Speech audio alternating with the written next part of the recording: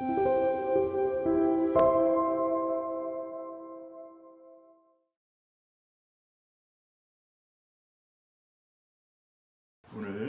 수요 성경 강의 36번째로 목적이 이끄는 삶을 진행합니다. 오늘 주제는 사명을 위해 지음받았다 라고 하는 주제입니다. 성경 말씀입니다. 요한복음 17장 18절입니다. 우리 함께 말씀을 읽겠습니다.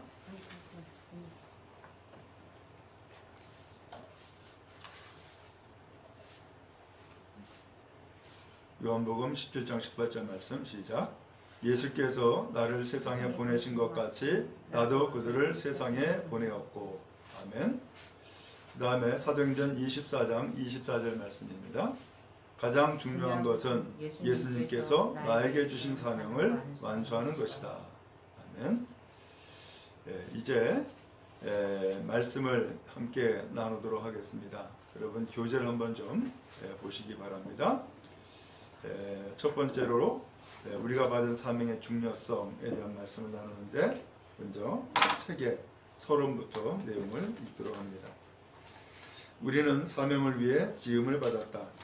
하나님은 지금도 이 세상에서 역사하고 계시고 또한 우리가 당신과 함께 일하기를 원하신다. 이 과제를 우리의 사명이라고 부른다. 하나님은 우리가 그리스도의 몸 안에서의 사역과 이 세상에서의 사명 둘을 다 감당하기 원하신다. 우리의 사역은 그리스도의 몸 안에 있는 믿는 사람들을 대상으로 하는 섬김이고, 사명은 이 땅에 있는 믿지 않는 사람들을 향한 섬김이다. 이 땅에서의 우리의 사명을 수행하는 것이 우리 삶의 다섯 번째 목적이다. 자, 지금 서론을 잠깐 읽었는데, 우리는 사명을 위해서 지음받았다 라고 했어요. 오늘 함께 나누고자 하는 이 내용의 제목이죠. 하나님은 지금도 이 세상에 역사하고 계시고 우리가 당신과 함께 일하기 원하신다. 그렇습니다. 하나님은 오늘 이 세상에 살아계세요. 그리고 역사하고 계세요. 여기 역사라고 하는 것은 일하신다라는 뜻이에요. 그리고 오늘 우리와 함께 일하기를 원하시는 것이 하나님께서 우리에게 주시는 사명이고 또 역사하심이에요. 그래서 오늘 두 가지를 표현했는데, 우리의 사역은 그리스도의 몸 안에 있는 믿는 사람들을 대상으로 하는 섬김이다 라고 했고, 또 사명은 이 땅에 있는 믿지 않는 사람들을 향한 섬김이다 이렇게 표현을 했어요. 자, 그러면 그 다음의 내용을 우리 김희수 사모 좀 읽어주세요. 우리의 삶의 사명은 공유되며 또한 구체적이다. 한 부분은 다른 크리스천들과 나누어야 하는 책임이고, 다른 하나는 우리 자신에게만 주어진 과제다. 다음 장들을 통해 이 두 가지들을 모두 살펴보기로 하자. 영어 단어 사명은 라틴어 보내다에서 유래되었다. 크리스천이 되는 것은 예수 그리스도를 대표해서 이 땅에 보내지는 것을 포함한다. 예수님은 아버지께서 나를 보내신 것 같이 나도 너희를 보내노라고 말씀하셨다. 예수님은 이 땅에서의 당신의 사명을 명확하게 이해하셨다. 12살 때 예수님은 나는 아버지의 일을 해야 한다고 말하셨고, 21년 후 십자가에서 돌아가시면서 다 이루었다고 말씀하셨다. 책의 앞뒤 부분처럼 이 두 문장은 목적을 따라 올바르게 산 삶의 모습을 한눈에 보여준다. 예수님은 아버지께서 주신 사명을 완수하신 것이다. 예수님이 이 땅에서 가지고 계셨던 사명은 이제 우리의 것이다. 우리가 그리스도의 몸이기 때문이다. 그분이 육신을 입고 하신 일을 우리는 그분의 영적인 몸인 교회로 계속 이어나가야 한다. 그 사명은 무엇인가? 사람들에게 하나님을 알리는 것이다. 성경은 이렇게 말한다. 그리스도는 우리를 그의 적에서 친구로 바꾸셨고 다른 사람들도 그의 친구가 되게 하는 사명을 우리에게 주셨다. 하나님은 사람들을 사탄으로부터 구원해 당신과 화해하고 우리를 창조하신 5가지 목적을 우리가 성취하기를 바라신다. 그 목적은 하나님을 사랑하고 하나님의 가족이 되며 하나님을 닮아가고 하나님을 섬기며 다른 사람들에게 하나님을 전하는 것이다. 우리가 그분의 것이 되면 하나님은 우리를 통해 다른 사람들에게 다가가신다. 그분은 우리를 구원하셨고 그리고 우리를 보내신 것이다. 성경은 이렇게 말한다. 우리가 그리스도를 대신하여 사신이 되어 우리는 하나님의 사랑과 목적을 세상에 전하는 메신저이다. 예, 잘 읽었어요. 네, 지금 서론을 계속해서 보고 있는데 우리의 사명이 공유되고 있고 구체적이라는 거예요. 그래서 하나는 다른 크리스천들에게 나눠야 되는 책임이 있고 또 하나는 우리 자신에게 주어진 과제가 있다는 거예요. 자, 그래서 이 두 가지를 함께 살펴봐야겠는데 예수님을 예를 들어서 설명을 했어요. 거기에 세 번째 그 문단에 보면은 예수님은 12살 때에 나는 아버지의 일을 해야 한다 이렇게 말씀을 하셨어요. 누가복음 2장 49절에 나오는 말씀이죠. 그리고서 21년 후에 십자가에 달려 돌아가시면서 다 이루었다 라고 말씀하셨어요. 그리고서 예수님은 운명하셨죠. 예수님은 사명을 온전히 이루는 삶을 살았다라고 할 수 있어요. 예수님이 이 땅에 가지고 계셨던 사명, 바로 이것이 이제는 우리 것이 됐어요. 그래서 우리가 그리스도의 몸이기 때문에 예수님이 하신 일을 우리 교회가, 또 우리 성도들이 계속해서 이어나가야 되는 사명을 우리가 가지고 있다라고 하는 거예요. 자, 그러면은 오른쪽 페이지에 우리가 받은 사명의 중요성, 이성아 청년이 좀 읽어주시기 바랍니다. 이 땅에서 우리의 사명을 완수하는 것은 하나님의 영광을 사는 것에 전지적인 부분이다. 성경은 우리의 사명이 왜 중요한지 안에 몇 가지 이유를 제시한다. 우리의 사명은 이 땅에서 예수님의 사명을 계속 이어가는 것이다. 그분의 제자들로서 우리는 예수님이 시작하신 것을 이어가야 한다. 그분은 우리를 오라고 부르실 때만이 아니라 당신이 위에 가라고 말씀하신다. 우리의 사명은 너무 중요해서 예수님이 5번이나 반복해서 8가지 방법으로 성경의 책에서 말씀하셨다. 마치 이렇게 말씀하는 것 같다. 나는 너희가 정말 이것을 이해하기 원한다. 예수님이 주신 5가지 사명을 연구하면 이 땅에서의 우리의 사명에 대해 구체적으로 알게 될 것이다. 언제 어디서 그리고 왜 어떻게 이 사명을 감당해야 할 것인지 알게 될 것이다. 예, 잘 읽었어요. 자, 우리가 받은 사명의 중요성. 첫 번째로 우리의 사명은 이 땅에서 예수님의 사명을 계속 이어가는 거라는 거예요. 이게 우리에게 주어진 사명이라는 거예요. 왜냐하면은 예수님께서 이 사명을 이루시고 세상을 떠나셨는데 그리고 우리에게 이 사명을 이어주신 거예요. 또 이 사명을 남겨주신 거예요. 자, 그래서 거기에 오른쪽 페이지에 보면은 그 네모난 박스가 있죠. 거기 보면은 뭐라고 돼 있어요? 예수님은 우리를 오라고 부르실 뿐만 아니라 당신을 위해 가라고 말씀하신다. 예, 예수님은 우리를 오라고 부르실 뿐 아니라 당신을 위해 가라고 말씀하신다 라고 했어요.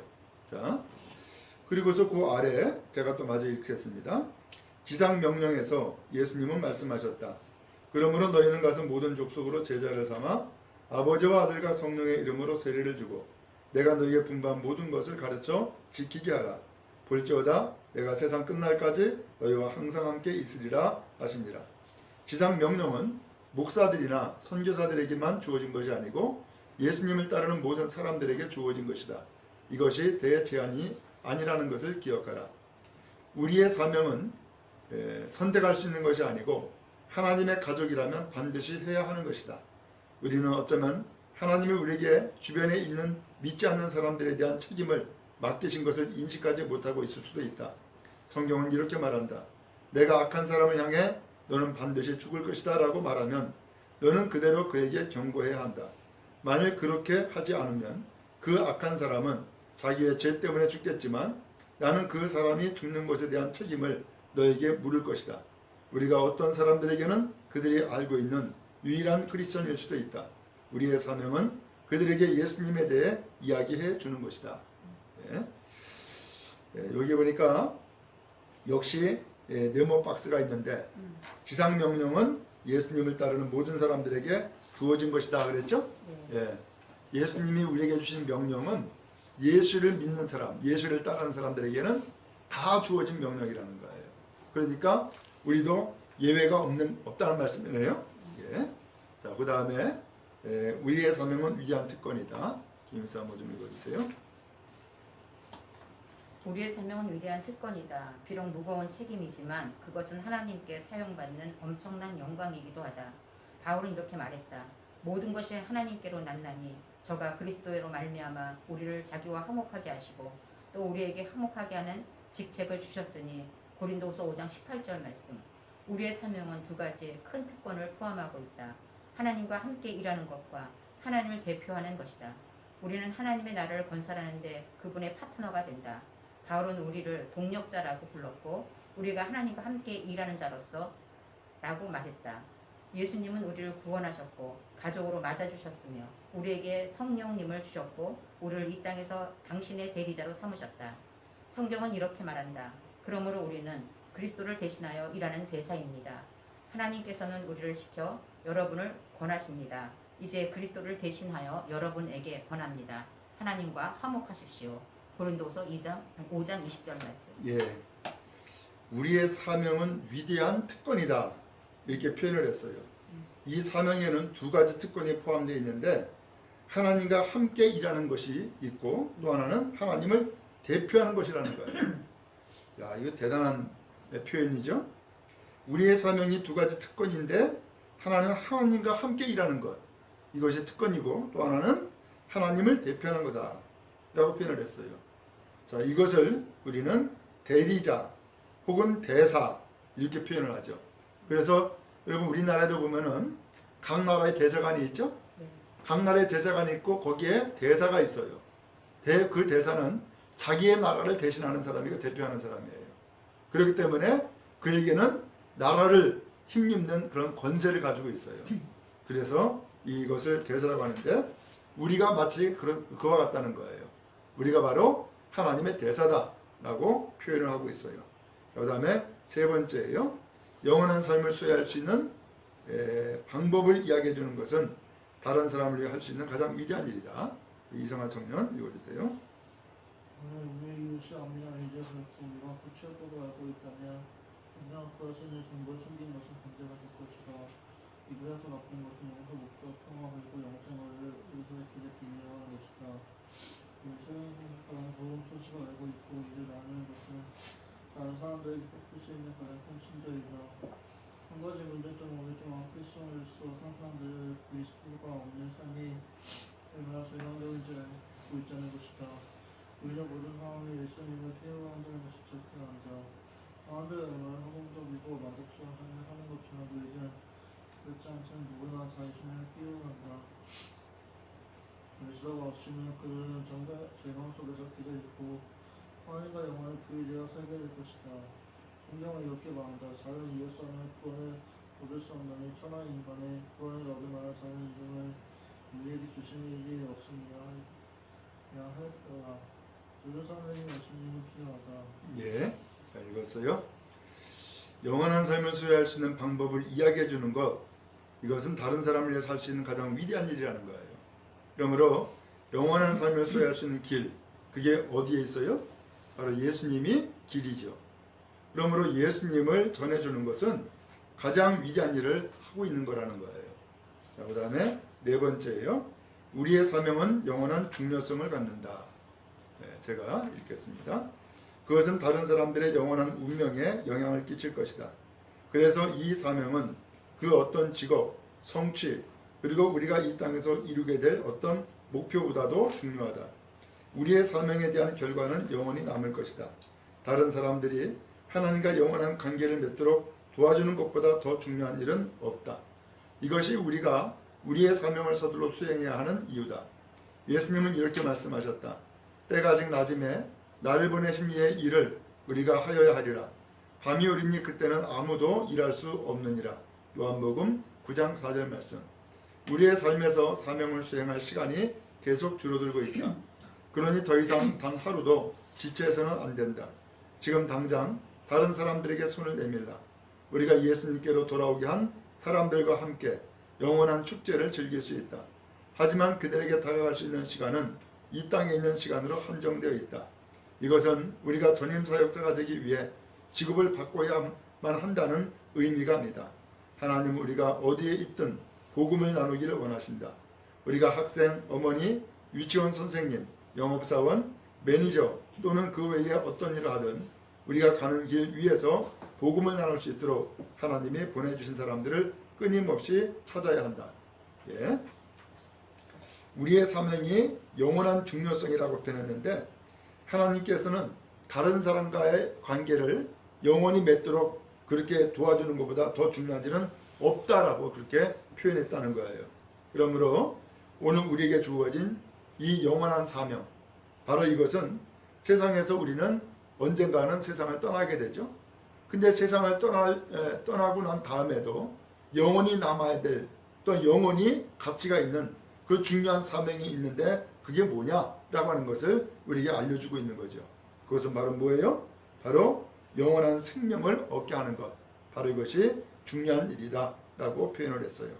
자, 그 다음에 5번째 내용을 우리 김일사 한번 좀 읽어주세요. 우리의 사명은 삶의 의미를 부여한다. 윌리엄 제임스는 이렇게 말했다. 우리의 삶을 가장 잘 사용하는 방법은 삶보다 오래 남을 수 있는 일에 사용하는 것이다. 그토록 오래 남은 것을 하나님 나라뿐이다. 그 밖의 모든 것은 결국 사라질 것이다. 그래서 우리는 목적이 이끄는 삶을 살아야 한다. 예배, 교제, 영적인 성장, 사역, 그리고 이 땅에서의 사명에 헌신된 삶을 살아야 한다. 그 헌신의 결과는 영원히 남을 것이다. 만일 하나님이 주신 이 땅에서의 사명을 다하지 못하면 우리는 그분이 주신 삶을 낭비하는 것이다. 바울은 이렇게 말한다. 나의 달려갈 길과 주 예수께 받은 사명, 곧 하나님의 은혜의 복음 증거하는 일을 마치려 하면은 나의 생명을 조금도 귀한 것으로 여기지 아니하노라. 사도행전 20장 24절 말씀. 이 땅에는 우리가 사는 곳과 하나님이 만들어 놓으신 우리의 모습 때문에 우리만이 손을 뻗을 수 있는 사람들이 있다. 만일 단 한 사람이라도 우리로 인해 천국에 가게 된다면 우리의 삶은 영원한 세계에서의 큰 차이를 만들 것이다. 자신의 개인적인 선교지를 둘러보고 기도하라. 하나님, 당신은 나에게 예수님에 대해 이야기하라고 누구를 나의 삶에 보내주셨습니까? 예. 우리의 삶을 가장 잘 사용하는 방법, 그것은 삶보다 더 오래 남을 수 있는 일을 위해서 사용하는 것이다. 나의 생명보다도 더 오래 남을 수 있는 것을 위해서 내 삶을 산다는 것은 정말로 큰 의미를 갖는 일이다 라고 하는 거예요. 그래서 우리 속담에도 죽어서 호랑이는 가죽을 남기고 사람은 이름 남긴다 라고 했잖아요. 그런 것처럼 뭔가 남겨진 인생을 살아야 될 텐데 오늘 우리의 삶보다도 더 오랫동안 남을 수 있는 것은 바로 영원한 삶을 전해주는 것, 영원한 생명을 전해주는 것, 바로 이것이다 라고 할 수 있겠어요. 바울 사도도 이야기했죠. 나의 달려갈 길과 주 예수께 받은 사명, 곧 하나님의 은혜의 복음을 증거하는 일을 마치려 하면은 나의 생명을 조금도 귀한 것으로 여기지 아니하느라. 바울 사도는 정말로 그가 사명을 가지고 있다는 것을 분명히 깨우쳤고 이 사명을 위해서는 자기의 생명도 귀하지 않다는 거예요. 그러니까 사명이 더 의미가 있고 가치가 있는 것이다 라고 하는 것을 그는 분명히 고백을 했어요. 그 다음에 6번째예요. 자, 이성화 청년이 좀 읽어주세요. 저의 정말대로 하나님의 시간표는 이곳 사명을 완수하고 연구한다. 예수님을 드리며 세상의 정말을 가는 시작하신 날이 높아지고 있다. 그래서 언제 이해할 것인가? 예수님이 하늘을 올라가시기 전에 제자들은 질문했고 예수님이 대답을 들려왔다. 예수님이 이렇게 말씀했다. 가라사대 때와 기한을 아버지께서 자기의 고난을 주셨으니 너희가 알 바 아니 오직 생명을 너희에게 임하시며 너희가 공명받고 너희 사랑과 온 유대와 사마리아와 땅끝까지 이르러 증인이 되려 하시니라. 제자들의 이야기를 이야기하고 싶을 때 예수님의 대가에 하늘의 준비를 드렸다. 예수님은 제자들의 입장에서의 사명을 집중하기를 원하셨다. 예수님은 나의 재림의 제한 구슬을 상하는 일을 너희가 신경 쓸 것이 아니다. 너희가 관심을 두어야 하는 것은 내가 너희에게 준 사명이다. 그것을 집중하고 강조하여 말씀하셨다. 예수님이 다시 우리 정확한 시간을 추적하는 것은 공허한 것이다. 예수님은 말씀하십니다. 그러나 그날과 그때는 아무도 모르나니 하늘의 천사들도 아들을 모르고 오직 아버지만 아시느니라.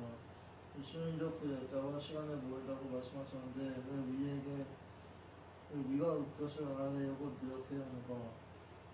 우리가 확실히 아는 사실은 바로 이것이다. 모든 사람들의 복음을 듣기까지는 예수님이 재림하시지 않을 것이다. 예수님은 이 천국 복음에 이 모든 민족에 증거되기 위하여 세상에 전파되기에 그래야 끝이 올리라고 말씀하셨다. 예수는 적발이 재림하시기를 바란다면 예언을 분석하는데 시간 낭비하지 말고 사명을 수행하는 데 집중하라. 우리는 사명을 수행하면서 방해를 받고 새끼로 새기고 싶다. 이는 사천이 우리가 믿음을 따라 행동하는 것은 모두 막을 것이기 때문이다.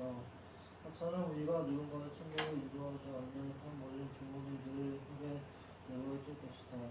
하지만 우리가 사명을 대한 진리를 전파할 사탄은 뭔가 종류의 범위를 만들 것이다. 그런 일이 생길 때 예수님의 말씀을 기억하라. 누구든지 증기에 잡고 죄를 돌아보는 사람을 하나의 나라에 알지 않다. 예, 잘 읽었어요. 여기 내용에 보니까 우리는 재림이나 종말에 대한 관심을 갖는다는 거예요. 근데 재림이나 종말에 대한 관심을 갖는 것은 좋지만 그 재림이나 종말에 대한 그 자체에 대한 관심을 갖는 것보다 더 중요한 것이 있다는 거죠. 그것은 우리가 사명을 완수하는 거다라는 거예요. 그러니까 이 사명을 이루다 보면 또 이 사명을 완수해 나가다 보면 이제 역사의 종말에 하나님의 시간표에 따라서 오늘 우리도 종말을 맞이하게 될 것이고 예수님의 재림을 맛보가 알게 될 거라는 거예요. 그러니까 언제 예수님이 오실까? 언제 종말이 올까? 여기에 초점을 두어 가지고서 관심을 갖는 것은 그것은 쓸데없는 일이다. 공허한 짓이다. 이렇게 표현을 했어요. 왜? 그것은 아버지만 알고 예수님도 모른다고 했어요. 그런데 왜 쓸데없이 거기다 관심을 두어 가지고서 오늘 우리에게 주어진 사명을 흐리게 하거나 아니면 본질을 어긋나게 할 일이 뭐가 있겠어요. 그러니까 오늘 우리의 정말로 중요한 관심사는 종말이 아니라 사명이다라고 하는 거예요. 종말이 아니라 사명이다. 그래서 다음 페이지에 보면은 그 첫 번째 문단에 우리는 사명을 수행하면서 방해를 받고 샛길로 새기 싶다. 이는 사탄이 우리가 믿음을 따라 행동하는 것을 무조건 막을 것이기 때문이다. 그러는 오늘 이 사명을 믿음으로 감당해 나가야 되는데 우리가 엉뚱한 데 관심을 가짐으로써 샛길로 빠지는 것은 사탄의 작전이라는 거예요. 거기에 빠지면 안 되겠다라고 하는 것을 표현하고 있는 거죠. 자, 이제 큰 2번이에요. 사명을 완수하기 위해 치러야 하는 대가. 제가 읽습니다. 사명을 완수하려면 우리의 목표를 버리고 우리의 삶에 대한 하나님의 계획을 받아들여야 한다. 그것을 그저 우리가 삶을 통해 하고 싶은 모든 일들에 가져다 붙여서는 안 된다. 우리는 예수님처럼 내 원대로 마옵시고 아버지의 원대로 되기를 원하나이다 라고 말해야 한다. 우리의 권리, 기대, 꿈, 계획, 그리고 야망을 모두 그분에게 양보해야 한다. 하나님, 제가 하는 일들이 잘 되게 해주세요 라는 이기적인 기도는 그만하고 당신이 기뻐하는 일을 하도록 도와주세요 라고 기도하라. 우리의 서명이 있는 백지를 하나님께 내밀고 나머지 구체적인 것들을 채워달라고 말하자. 성경은 이렇게 말한다. 또한 너희 지체를 불의의 병기로 죄에게 드리지 말고 오직 너희 자신을 죽은 자 가운데서 다시 산 자같이 하나님께 드리며 너희 지체를 의의 병기로 하나님께 드리라. 로마서 6장 13절 말씀. 만일 우리가 어떤 대가를 치르더라도 우리의 사명을 완수하는데 헌신한다면 우리는 사람들이 거의 경험하지 못하는 방법으로 하나님의 복을 경험할 것이다. 하나님의 왕국을 섬기는 일에 헌신한 사람들을 위해서 하나님이 해주시지 않는 일이 거의 없다. 예수님은 이렇게 약속하셨다. 너희는 먼저 그의 나라와 그의 의를 구하라. 그리하면 이 모든 것을 너희에게 더하시리라. 마태복음 6장 33절 말씀이에요. 자, 사명을 완수하기 위해서 치러야 되는 대가. 그 첫 번째 줄에 이미 잘 정리가 됐어요. 사명을 완수하려면 우리의 목표를 어떻게 하라 그랬어요? 버리라는 거예요. 내 목표 버리라는 거예요. 우리의 삶에 대한 하나님의 계획을 받아들여라. 나의 인생, 나의 삶에 대한 하나님의 뜻, 하나님의 계획을 받아들이라는 거예요. 오늘 하나님의 계획을 받아들이지 않고 내 목표를 이루고자 하는 것은 사명을 위한 일이 아니다 라고 할 수 있겠어요. 오늘 우리가 정말로 사명을 완수하기 위해서는 내 목표 버리고 하나님의 나를 향한 계획을 받아들이는 것이 순서다. 바로 그것이 내 사명을 이루는 길이다라는 것을 분명히 표현했어요. 그래서 마태복음 6장 33절 말씀했죠. 너희는 먼저 그의 나라와 그의 의를 구하라. 그리하면 이 모든 것을 너에게 더하시리라. 마태복음 6장 33절 예수님의 말씀이에요. 자, 이제 끝으로 세 번째입니다. 예수님을 위해 한 사람 더 좀 읽어주세요. 나의 아버지는 50년 이상 목사로 사역하셨고 대부분 시골 중소도시의 교회를 섬기셨다. 아버지는 평범한 설교자셨지만 사명감을 가진 분이셨다. 아버지가 가장 애착을 보이신 것은 자원봉사자들과 함께 해외의 작은 교회 건물을 지어주는 일이었다. 아버지는 평생 동안 전 세계에 150개 이상의 교회를 지으셨다. 1999년에 아버지는 암 선고를 받으셨다. 이 땅에서의 마지막 일주일 동안은 거의 24시간을 의식이 반밖에 없는 상태로 깨어 계셨다. 아버지는 꿈을 꾸시면서 그 꿈에 대해 크게 말씀하시곤 했다.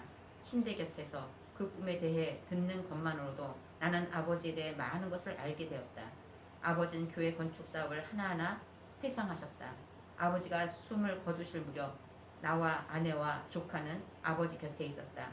아버지는 갑자기 생기가 돌아오셨고 침대에서 일어나려고 하셨다. 물론 아버지는 너무 약하셨기 때문에 아내는 아버지를 다시 눕혀드렸다. 하지만 아버지는 계속 침대에서 일어나려고 애쓰셨고 그래서 아내는 이렇게 여쭤보았다. 아버지, 뭘 하고 싶으세요? 아버지는 이렇게 대답하셨다.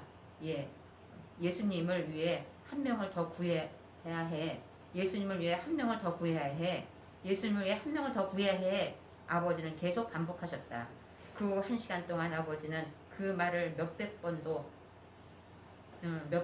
정도 하셨다. 예수님을 위해 한 명을 더 구해야 해. 나는 눈물을 흘리며 아버지의 믿음에 대해 하나님께 감사했다. 바로 그 순간 아버지는 마치 명령을 하시듯 약한 손을 뻗어 내 머리에 얹고 말씀하셨다. 예수님을 위해 한 명을 더 구해라. 예수님을 위해 한 명을 더 구해라. 나는 그것을 내 남은 삶의 주제로 삼을 것이다. 당신에게도 그것을 삶의 초점으로 고려해 볼 것을 권한다. 왜냐하면 이보다 영생을 위해 더 좋은 것은 없기 때문이다. 만일 우리가 하나님께 쓰임받기를 원한다면 하나님의 관심을 두시는 것에 관심을 가져야 한다. 그분이 가장 관심을 두시는 것은 당신이 창조하신 사람들의 구원이다. 하나님을 잃어버린 자녀들을 찾기 원하신다. 이보다 하나님께서 더 중요한 것은 없다. 십자가가 그것을 증명한다. 나는 우리가 예수님을 위해 한 사람을 더 찾으려고 항상 노력하기를 기도한다. 그러면 우리가 하나님 앞에 서게 되는 날 우리는 임무 완수라고 말할 수 있게 될 것이다. 예, 잘 읽었어요. 이 릭 워렌 이 목사님이 그 아버지에 대한 이야기를 여기에 기록을 해놨어요. 그래서 이 아버지가 이제 돌아가실 무렵이 되었을 때에 계속해서 일어나려고 했고 그 다음에 또 일어나 가지고서는 하고자 하는 그 말은 바로 예수님을 위해 한 명을 더 구하라 라고 하는 명령을 아들에게 내려준 거죠. 그리고 그 명령을 이 아들은 지금도 간직하고 있고 그 사명을 이루기 위해서 오늘도 애쓰고 있다라고 하는 것을 표현하고 있어요. 자, 오늘 이렇게 해서 36과 사명을 위해 지음받았다 이것을 읽었어요. 이제 마지막 정리를 한번 좀 보도록 하겠습니다. 내 삶의 목적에 대해서 생각할 점. 나는 사명을 위해 지음받았다. 한번 기억하시기 바랍니다. 다시 한번 볼까요? 나는 사명을 위해 지음받았다. 내가 살아가는 삶의 목적이 분명히 있다는 거예요. 나에겐 분명히 사명이 있다는 거예요. 나는 그 사명 때문에 이 세상에 태어났다는 거예요. 바로 이것을 오늘 우리가 생각하자라고 하는 거예요. 자, 그 다음에 외울 말씀이 있어요. 함께 마태복음 28장 19절과 20절 있는 말씀 함께 읽습니다. 시작. 그러므로 너희는 가서 모든 족속으로 제자를 삼아 아버지와 아들과 성령의 이름으로 세례를 주고 내가 너희에게 분부한 모든 것을 가르쳐 지키게 하라. 볼지어다 내가 세상 끝날까지 너희와 항상 함께 있으리라 하시니라. 아멘. 자, 마태복음 28장 19절 20절 말씀, 예수님께서 우리에게 주시는 마지막 명령의 말씀이었어요. 자, 그 다음에 삶으로 떠나는 질문을 봅니다. 두 가지가 있는데 함께 읽어보겠습니다. 하나님이 주신 사명을 완수하지 못하도록 나를 막는 두려움은 무엇인가? 예. 우리가 사명을 완수해 나가야 되는데 이것을 하지 못하도록 막는 두려움이 있을 수가 있겠죠? 예, 그것이 뭐냐라고 묻고 있어요. 그 다음에 또 하나가 있습니다. 시작. 내가 다른 사람들에게 복음을 전하지 못하게 막는 것은 무엇인가? 예, 전도하지 못하도록 막는 것이 있다면 그게 뭐냐? 예, 이것을 표현하고 있어요. 자, 그래서 오늘 사명을 이루어야 되는데 이루지 못하도록 막는 두려움도 있고, 또한 전도를 해야 해서 영혼을 구원해 나가야 되는데 전도하지 못하도록 막는 것도 있다는 거예요. 그래서 두려움도 있고 회방도 있다라는 것을 기억할 수 있기를 바라요. 자, 어쨌든 오늘은 사명에 대해서 말씀을 하고 있어요. 하나님께서 주는 이 사명을 우리가 온전히 이루어 나갔으면 좋겠어요.